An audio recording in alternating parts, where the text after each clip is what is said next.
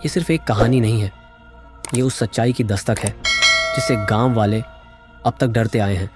एक लड़की जिसकी मौत से कहानी ख़त्म नहीं हुई बल्कि शुरू हुई। हर साल एक नई मौत, एक नया शिकार और एक नई रात जब परछाइयाँ जिंदा हो उठती हैं। अगर तुम्हारे अंदर हिम्मत है तो सुनो आखिर तक, क्योंकि ये कहानी हर पल डरावनी होती जाएगी और आखिरी में शायद तुम्हारी सांस भी रुक जाएगी। तो चलिए कहानी शुरू करते हैं। ये गांव जितना शांत दिखता है उतना है नहीं। ये बात बुजुर्ग लोग अक्सर कहते थे, लेकिन युवा पीढ़ी ने कभी इन बातों पर ध्यान नहीं दिया, सिवाय एक लड़के के, विक्रम। विक्रम 22 साल का होशियार और सुलझा हुआ लड़का जो पढ़ाई के लिए शहर गया था, लेकिन लॉकडाउन के दौरान अपने गांव नगैरी लौट आया। नगैरी बिहार झारखंड बॉर्डर का एक छोटा सा गांव जहां शाम के बाद दरवाजे बंद और खिड़कियां सील हो जाती थीं। विक्रम को गांव में कुछ अजीब सा महसूस हुआ। लोग बात बात पर डर जाते, रात को खेत की ओर जाने से मना करते और सबसे अजीब, पीपल के पेड़ के पास तो कोई जाता ही नहीं था। एक रात विक्रम अपने पुराने दोस्त अर्जुन के साथ खेत की मेड़ पर बैठा बातें कर रहा था। आसमान में अधूरा चांद, दूर कहीं कुत्तों के रोने की आवाज़। अर्जुन धीरे से बोला, विक्रम, तुझे चुड़ैल वाली कहानी पता है? विक्रम हंसते हुए बोला, वो बूढ़ी दादी की कहानियाँ?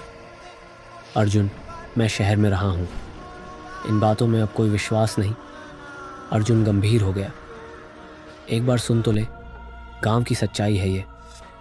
अर्जुन ने जो बताया उसने विक्रम को रात भर सोने नहीं दिया। करीब 20 साल पहले इस गांव में एक लड़की थी, रूपा। बहुत सुंदर, भोली, सीधे दिल की। गांव का ही एक लड़का, हरिहर, उससे प्यार करता था, लेकिन वो रूपा को पाने की बजाय बस उसकी खूबसूरती का दीवाना था। जब रूपा ने उसे मना किया तो हरिहर ने उसे झूठे इल्ज़ाम में फंसा दिया। गांव वालों ने उसे डायन कहकर पीपल के पेड़ से बांध दिया और जला दिया। कहते हैं रूपा की चीखें आज भी उस पेड़ से आती हैं और उस दिन के बाद हर साल किसी न किसी कुंवारे लड़के की मौत हो जाती है, ठीक उसी पीपल के पास। विक्रम ने हंसी में उड़ा दिया, लेकिन अर्जुन की आंखों में जो डर था वो झूठा नहीं लग रहा था। अगली रात आधी रात को विक्रम की नींद खुली। खिड़की से किसी लड़की के रोने की आवाज़ आ रही थी।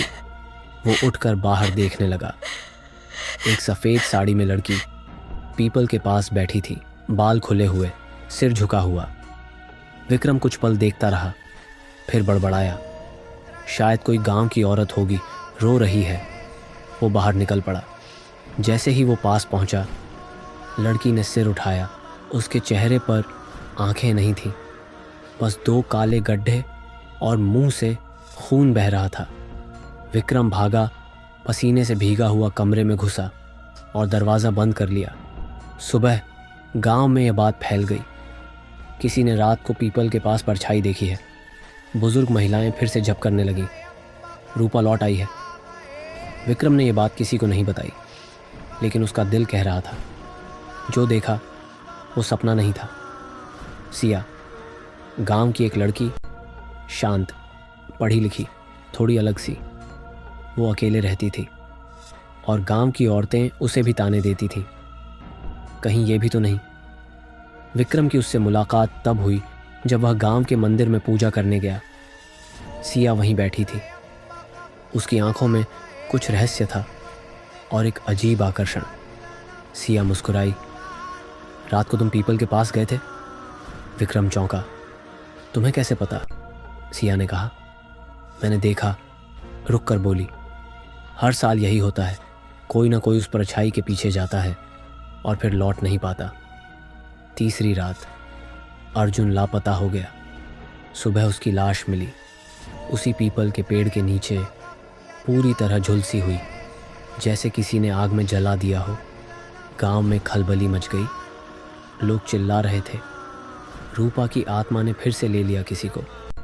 विक्रम सन्न था। जिस चीज़ को वह मजाक समझ रहा था वो अब हकीकत बन गई थी। सिया ने विक्रम से कहा, अगर तुम सच जानना चाहते हो तो कल रात चलो मेरे साथ, उसी पीपल के पेड़ के पास। विक्रम ने डर के बावजूद हामी भर दी। अब असली रहस्य खुलेगा और शायद कोई फिर से मरेगा। विक्रम जैसे ही सिया के घर पहुंचा, सिया पहले से तैयार थी। उसके हाथ में एक पुरानी लाल किनारे की किताब थी और गले में एक काले धागे में बंधी ताबीज़। कमरे की दीवारों पर नीम की पत्तियां और गोबर से बने कुछ अजीब चिन्ह। विक्रम ने धीरे से पूछा, तू ये सब क्यों कर रही है? सिया ने सिर उठाया। आंखों में हल्की दहशत थी। वो बोली, रूपा मरी नहीं थी, उसे मारा गया था। और जो आत्मा लौटती है वो बदला लेने आती है, बिना रुके, बिना थके। विक्रम ने हल्की डर महसूस की। सिया ने किताब खोलकर दिखाया, लेकिन एक तरीका है जिससे हम उसे रोक सकते हैं, रक्त रेखा। विक्रम फुसफुसाया। रक्त रेखा? सिया ने धीरे से कहा, ये एक पुरानी विद्या है।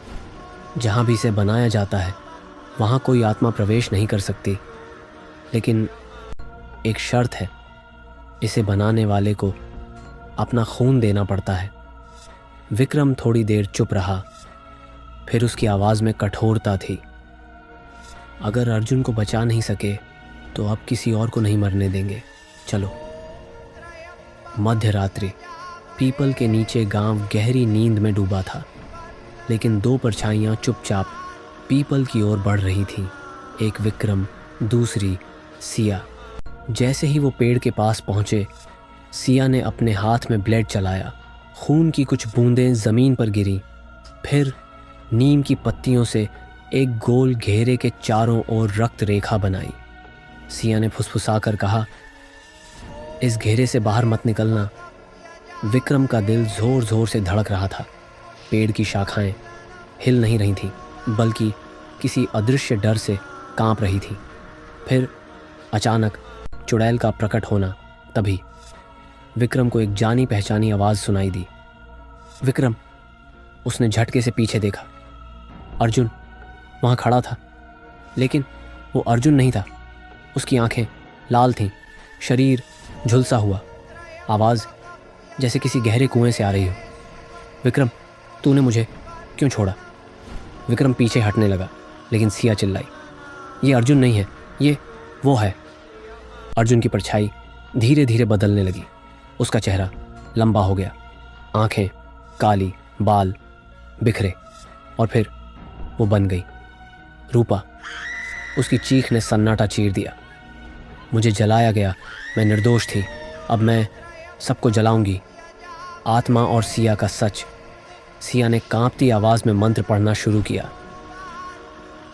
एयोम क्लीं कालिका देवी नमः, एयोम क्लीं कालिका देवी नमः। चुड़ैल चिल्लाने लगी। आसपास की हवा भयंकर तेज हो गई। पेड़ की टहनियाँ खुद ब खुद गिरने लगीं। लेकिन तभी चुड़ैल ने एक बार विक्रम की ओर देखा। उसकी आंखों में कुछ अलग था, एक दर्द, एक पहचाना सा जुड़ाव। सिया अचानक चुप हो गई। उसके चेहरे पर डर था। क्या हुआ? विक्रम ने हाँफते हुए पूछा। सिया की आंखों में आंसू आ गए। उसने कांपती आवाज़ में कहा, विक्रम, मुझे माफ़ कर देना, लेकिन मुझे तुझसे एक बात छुपानी पड़ी। विक्रम सन्न। क्या? सिया की आवाज़ टूटी हुई थी। मैं रूपा की बहन हूँ। मैं जानती हूँ मेरी बहन निर्दोष थी और मैं उसकी आत्मा को शांति दिलाना चाहती हूँ, लेकिन अगर उसने तुझ पर हमला किया तो शायद तू उसका पुनर्जन्म है। विक्रम अवाक। रक्त रेखा टूटती है। हवा इतनी तेज चली कि रक्त रेखा का एक सिरा मिट गया। अब आत्मा का रास्ता खुल चुका था। रूपा हवा में तैरती हुई विक्रम की ओर बढ़ी, लेकिन उसके चेहरे पर अब क्रोध नहीं था, बस एक सवाल। क्या तू मुझे पहचानता है? विक्रम की आंखें पल भर के लिए बंद हो गई और उसे एक सपना याद आया। जो उसने बचपन से कई बार देखा था। एक लड़की आग में जल रही है और वो चिल्ला रहा है, रूपा। उसने धीरे से कहा, हाँ मैं जानता हूँ, मैं वही हूँ जिसने तुझे बचाने की कोशिश की थी। रूपा का चेहरा बदल गया, उसकी आंखों से आंसू बह निकले। उसने धीरे धीरे विक्रम के माथे पर हाथ रखा। अब मुझे मुक्ति मिल सकती है। अचानक जमीन फटी, एक सफ़ेद रोशनी फूटी। रूपा उसमें समा गई। पेड़ की शाखाएं स्थिर हो गई, हवा शांत हो गई। सिया जमीन पर गिर पड़ी। विक्रम ने उसे उठाया। सब ठीक है। लेकिन सिया ने धीरे धीरे आंखें खोली और फुसफुसाकर कहा, रूपा तो चली गई, लेकिन अब कोई और जाग गया है जो रूपा को बंधन में रखा था। अब वो आज़ाद है। लेकिन रूपा की मुक्ति के साथ ही सिया ने चेतावनी दी थी, अब कुछ और जाग गया है जो उसे बांधे था। अब असली शत्रु सामने आएगा। रूपा के साथ असल में क्या हुआ था और विक्रम का अतीत इस सब से कैसे जुड़ा है, आगे जानते हैं। सुबह की शुरुआत, लेकिन कुछ बदला हुआ था। अगले दिन गांव शांत था, न कोई आवाज़, कोई हलचल। लेकिन विक्रम की नींद टूटी। एक अजीब सी गंध से वो उठा। दरवाजे पर एक चिट्ठी रखी थी, अब मेरा असली खेल शुरू होगा। हरिहर लौट आया है। विक्रम का दिल बैठ गया। हरिहर, वो तो वर्षों पहले मरा हुआ माना गया था। रूपा को बलि चढ़ाने वाला वही तांत्रिक, क्या वो सच में लौट आया? सिया ने बताया। हरिहर कौन था? सिया ने विक्रम को एक पुरानी मोटी किताब दिखाई, नकटी देवी तांत्रम। उसने धीमे स्वर में बताया, हरिहर सिंह सिर्फ जमींदार नहीं था, वो एक तांत्रिक था जिसने काली तंत्र की विद्या पाई थी। वो अमृता चाहता था, शक्ति चाहता था, और इसके लिए उसे चाहिए थी शुद्ध आत्मा की बलि। रूपा निर्दोष थी, पवित्र थी, वही उसका लक्ष्य थी। लेकिन जब रूपा ने विरोध किया, हरिहर ने गांव वालों को भड़काकर उसे चुड़ैल घोषित करवा दिया और जिंदा जला दिया गया, और उसका यज्ञ अधूरा रह गया। अब वो बलि पूरी करने के लिए लौटा है, और इस बार उसका लक्ष्य है तू, विक्रम। विक्रम की सच्चाई क्यों है वो हरिहर का निशाना? सिया ने विक्रम को मंदिर के पीछे ले जाकर एक गुप्त शिलालेख दिखाया। पत्थर पर खुदी हुई भविष्यवाणी, जो अग्नि में रोया वही अग्नि को शांत करेगा, जो पूर्व जन्म में न बचा सका वही अंत में तांत्रिक को रोकेगा। सिया की आंखें भर आईं। विक्रम, तू ही रूपा का पूर्व जन्म का रक्षक था। तूने बचाने की कोशिश की थी, पर तू छोटा था, असहाय। अब तू लौटा है अपनी पूर्व जन्म की शक्ति के साथ, और हरिहर तुझे बलिदान बनाकर अमर बनना चाहता है। पुजारी असल में हरिहर ही है। विक्रम और सिया मंदिर पहुंचे, जहां वर्षों से पूजा करने वाला पुजारी असल में हरिहर ही था। उसने अपनी आत्मा को पुजारी के शरीर में कैद कर रखा था। मंदिर की दीवारें तांत्रिक यंत्रों से ढकी थीं। बीच में काली हवन कुंड, जिसमें ताज़ा खून के छींटे थे। जैसे ही हरिहर ने विक्रम को देखा, उसकी आंखें लाल हो उठीं। आ ही गया बलिदान। रूपा को मैंने झुलसते देखा, अब तेरे खून से मेरा यज्ञ पूर्ण होगा। पुनर्जन्म की आत्मा का बलिदान सबसे शक्तिशाली होता है। अंतिम युद्ध शुरू हवा, तंत्र और आत्मा में। हरिहर ने पूजा शुरू कर दी। ओम काली कालिका कपालिनी स्वाहा। मंदिर का वातावरण जलने लगा, दिए बुझने लगे, काला धुआं फैल गया। सिया ने तुरंत रक्षा मंत्र पढ़ा, ओम ह्रीं बगलामुखी सर्वदुष्टाना वाचम मुखम पदम स्तंभ है। उसने विक्रम को नीम की जड़ और राख का घेरा दिया। इसे अपने चारों ओर घेर ले। हरिहर की आंखें चमकीं, विक्रम को खींचने लगा। अब तू मरेगा, तेरी आत्मा मेरा भोजन बनेगी। लेकिन तभी विक्रम की आंखों में रूपा की छवि बनी, जब वो जल रही थी और विक्रम रो रहा था। विक्रम ने पूरी ताकत से चिल्लाया, रूपा निर्दोष थी और मैं अब किसी का बलिदान नहीं बनने दूंगा।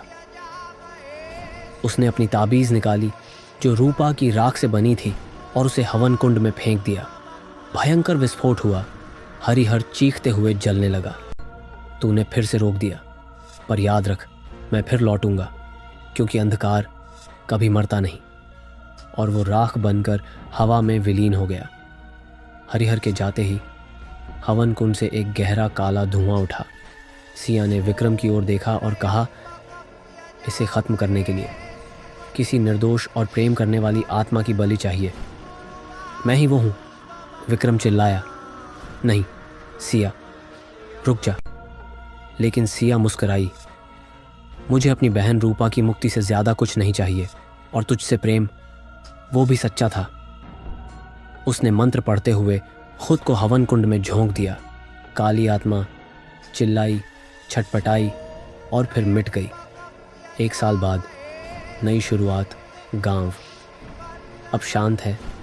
पीपल का पेड़ काट दिया गया है। मंदिर दोबारा बनवाया गया है। विक्रम गांव में ही रह रहा है। सिया की किताबों से आत्मा विद्या सीख रहा है, ताकि फिर कोई हरिहर न लौटे। मंदिर के बाहर एक पट्टिका लगी है। सिया और रूपा, 2 बहनों की आहुति जिसने तंत्र को परास्त किया। आपने सुनी भूतवाणी, एक आवाज जो रहस्यों से भरी है। अगर ये अनुभव खास लगा हो तो लाइक करें और डर की इस यात्रा में साथ निभाने के लिए सब्सक्राइब जरूर करें।